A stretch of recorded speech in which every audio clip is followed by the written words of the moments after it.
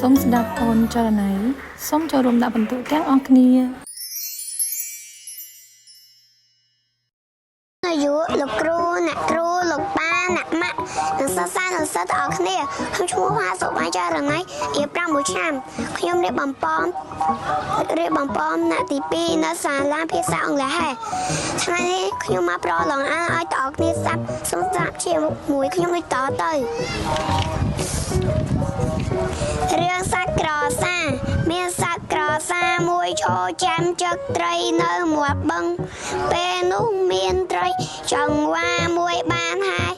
ពីមុខវាក្រសាគិតថាត្រីចង្វានេះតូចណាស់ស៊ីក៏មិនឆ្អែតដែលរងចាំត្រីធំចឹកស៊ីតែមួយពីឆ្អែតតែម្ដងត្រីចង្វាក៏ហើយបាត់ទៅបន្តិចមកមានកូនត្រីក្រាញ់មួយ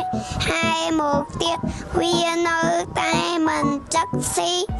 កាក់ក្រោមមកក៏មានកូនត្រីផ្ទក់មួយហើយមកទៀតក្រសាគិតថា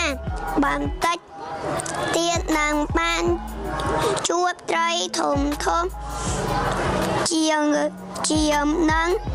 មិនខាត្រីផ្ទក់ក៏ហើយទៅបាត់ទៀត